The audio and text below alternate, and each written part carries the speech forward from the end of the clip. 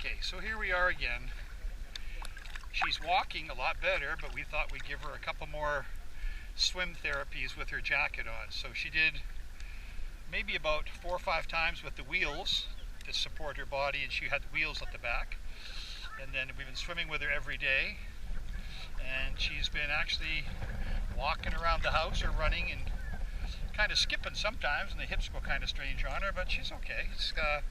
It's obviously a huge improvement of a month ago. So for those of you who didn't see the earlier episodes, the dog got bitten by a tick and picked up maybe a Lyme disease or something, and I took her to the vet, and they suggested that we put her down, and we decided against it, of course. So we've been working with her with medication and therapy.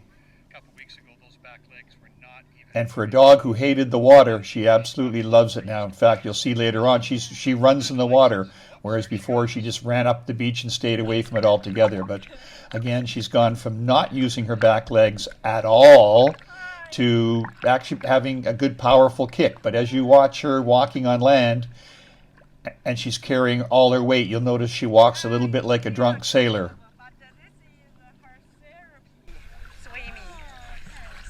She can move. She can move. See, she can stand. She can stand now. So she needs to build up the muscle again, maybe, or yeah, I think the nerve. oh, no, okay. I think she has the nerve damage, and I brought medicine from China for her. So the medicine and the exercise. It's helping. I think so.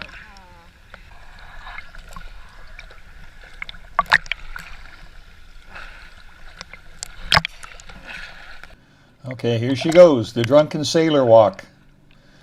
Dun dun dun dun dun dun dun dun dun.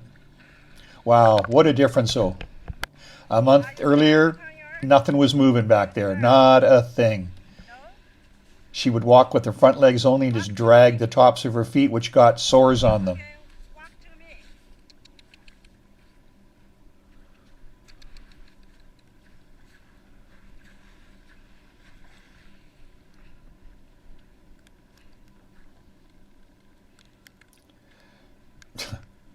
She skips, she jumps, she runs, she falls, she sits down sideways.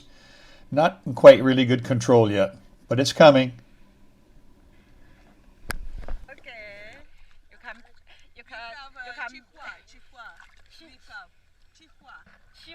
Chihuahua, small dog. Is the hit on the beach. Everybody's got to walk by. I guess, well, they see a dog swimming with a vest on. They're kind of curious. So if they're swimming or walking along the beach, they always come up and pet her. And, you know, they do a lot of laughing. We can hear them laughing at her when she's swimming.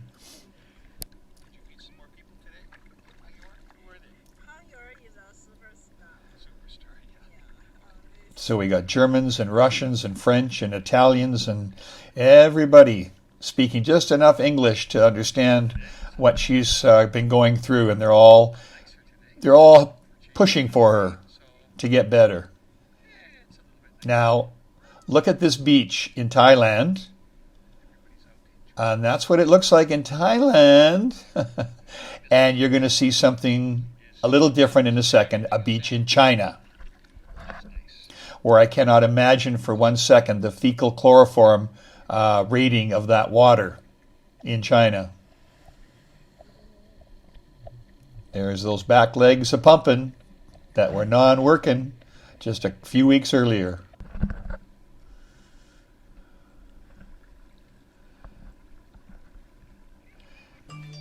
She does like to head for the beach, though.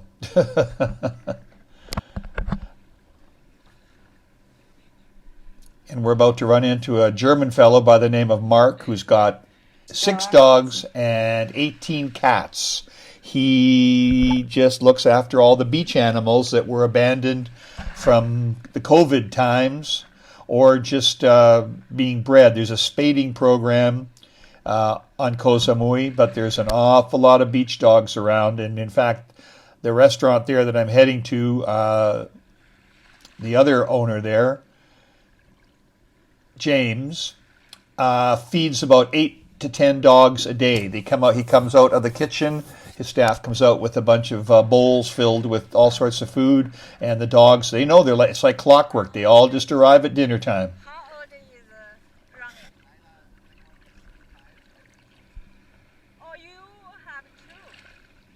You have two dogs. And one of the massage ladies down the beach, Joy, she actually buys deworming medicine for them and gives that to the beach dogs to keep them healthy. She wouldn't go near the water. And now I think she's using it to give herself a little buoyancy. Anyway, that's the end of our adventure. She's getting better, and we'll let you know how things progress.